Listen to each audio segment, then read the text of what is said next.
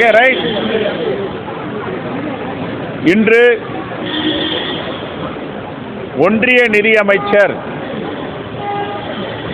திருமதி நிர்மலா சீதாராமன் அவர்கள்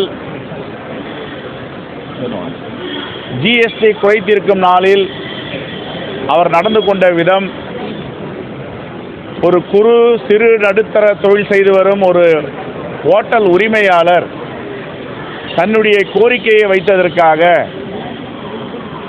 தன்னுடைய அறையில் அழைத்து அவரை மன்னிப்பு கேட்க வைப்பதும் அவர் நடத்திய விதமும் எல்லோரையும் கலங்கடிக்க செய்திருக்கிறது.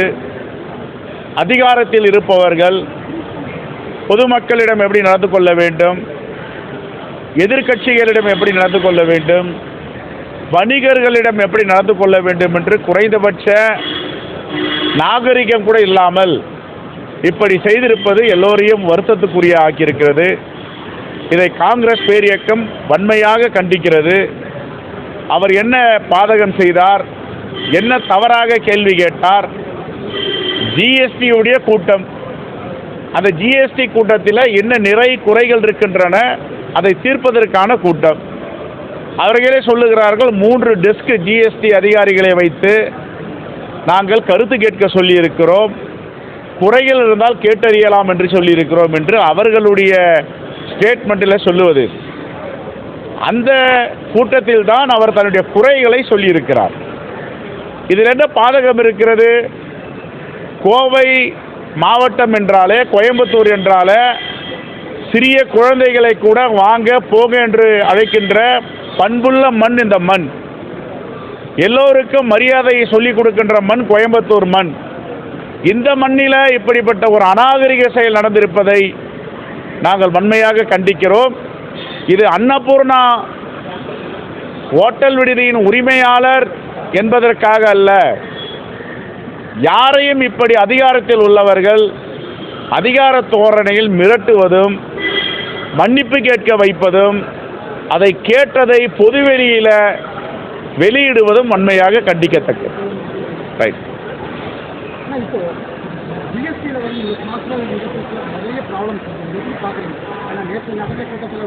இல்லை, நான் கேட்குறேன், அன்னபூர்ணா ஹோட்டலுடைய உரிமையாளர் சீனிவாசன் அவர்கள் கேட்டால் தவறு.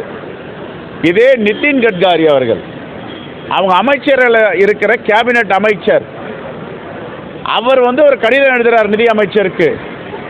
அதில் எவ்வளோ கிண்டல் இருக்கு, அதில் எவ்வளோ கேலி இருக்கு, அதில் எவ்வளோ கண்டன குரல்கள் இருக்கின்றன. என்ன எழுதினார் அவர்? உயிர் காக்கும் பொருட்களுக்கு மருத்துவமனையில் உள்நோயாளியாக ஐசியூவில் இருக்கின்ற நோயாளிகளுக்கு உபயோகப்படுத்த மருந்துகளுக்கும் உபகரணங்களுக்கும் ஜிஎஸ்டியை விதிக்கிறீர்களே, இதை உடனே அகற்றுங்கள் என்று கடிதம் எழுதினார்.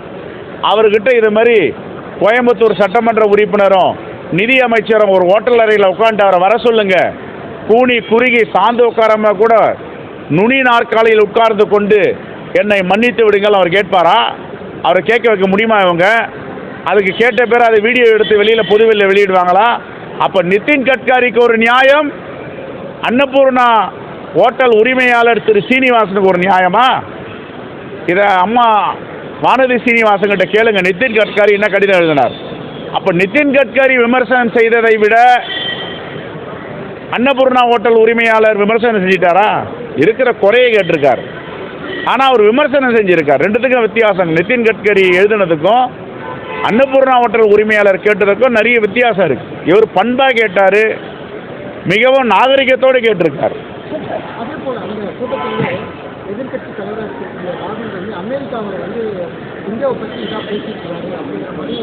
ஏங்க உள்ளூர்காரையே இவங்க மதிக்க மாட்டேன்றாங்க. உள்ளூர்காரர்களே கிண்டல் ஏளனம் மன்னிப்பு கேட்க வைப்பது, இது திரைப்படம் தான் பார்த்துருக்கோம். சில வில்லன்கள்லாம் உட்காந்து என்ன பண்ணுவாங்க, படம் எடுன்னு சொல்லுவாங்க, மன்னிப்பு கேட்குறத மன்னிப்பு கேட்டு படம் எடுத்ததை ஆவணமாக வச்சுக்குவாங்க, இல்லை வெளியில் வெளியிடுவாங்க. அது மாதிரி தான் இருக்குது. தலைவர் ராகுல் காந்தி பத்திரிகையாளர்கள் கேட்கும் பொழுது அங்கே இருக்கிற ஜேர்னலிஸ்டுகள், அங்கே இருக்கின்ற மாணவர்கள் கேட்கிற கேள்விக்கு பதில் சொன்னார். இது அமெரிக்காவுக்கும் உறுத்தம். எங்கள் தேசத்தில் இப்படி சீனா ஆக்கிரமணம் செய்திருக்கிறத உங்கள் நாட்டில் ஆக்கிரமணம் செய்திருந்தால் நீங்கள் விட்டு விடுவீர்களா என்று கேட்கிறார். என்ன கருத்து இருக்குதுல்ல? அது அவர் கேட்கக்கூடாது. அங்கே இருந்தாங்க பாருங்க 2 அம்மையார், அவங்க மன்னிப்பு கேட்கணும். அவர் தான் இந்த நாட்டிலேயே தேசத்திலேயே இல்லையே, நாடு விட்டு நாடு கடந்து போயிருக்காரு. அவர் கேட்டு என்ன பிரயோஜனம்?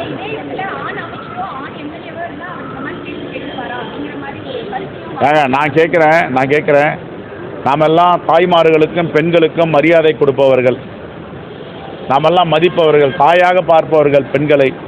நம்ம வீட்டு தாய் வந்து ஒரு ஆம்பளை இப்படி உட்கார வச்சு ஒரு சாஞ்சு கூட உட்கார முடியல, அவர் பயபக்தியோடு உட்காந்துருக்காரு, எழுந்து நிற்கிறாரு.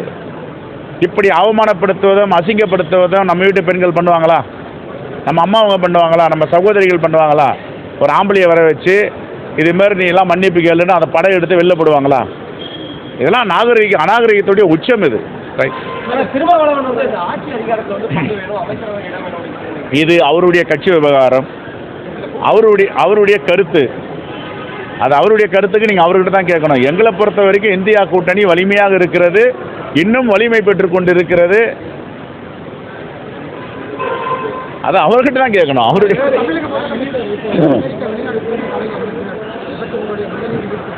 இன்று வரவேற்று அறிக்கை கொடுத்துருக்கோம். உங்களெல்லாம் வந்திருக்கோம். காலையில் 11:30 மணிக்கே கொடுத்துட்டோம். ஏறக்குறைய 8000 கோடி கிட்ட வெளிநாட்டு முதலீடுகளை ஈர்த்து வருகிறார். இந்தியாவில் முதன்மை மாநிலமாக கொண்டு செல்வதற்கு எல்லா முயற்சியும் எடுத்து வருகிறார். அவருக்கு வாழ்த்து சொல்லியிருக்கிறோம். 1 ட்ரில்லியன் பொருளாதாரத்தை நோக்கி தமிழ்நாடு வளர்ந்து கொண்டிருக்கிறது.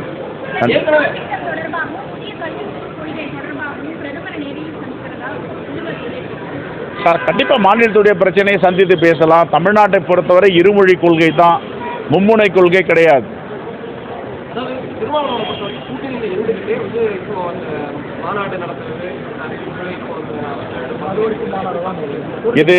இது இந்தியா கூட்டணி என்பது ஒரு மிகப்பெரிய மகா சமுத்திரம். இந்த சமுத்திரத்தில் சில அலைகள் அடைக்க தான் செய்யும், அது கடைசியில் ஒழிஞ்சிடும். Right, thank you. அதான் அவருடைய கட்சி, அவருடைய பார்வை, அவருக்கு உரிமை இருக்க கூப்பிடுறாரு. காங்கிரஸை பொறுத்த வரைக்கும் நாங்கள் இன்டாக்டாக இருக்கிறோம். திராவிட முன்னேற்ற கழகமாக காங்கிரஸ்.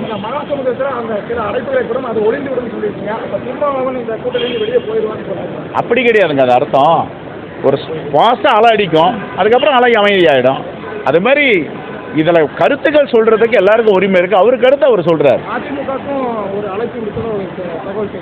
திராவிட முன்னேற்ற கழகம், காங்கிரஸ் பேரியக்கம், விடுதலை சிறுத்தைகள், கம்யூனிஸ்ட், மார்க்சிஸ்ட், IUML, மனிதநேய மக்கள் கட்சி எல்லோரும் நாங்கள் வலிமையாக ஒற்றுமையாக இருக்கோம். இந்தியா கூட்டணியை யாரும் அசைக்க முடியாது. இது எஃகு கோட்டையை போன்ற கூட்டணி.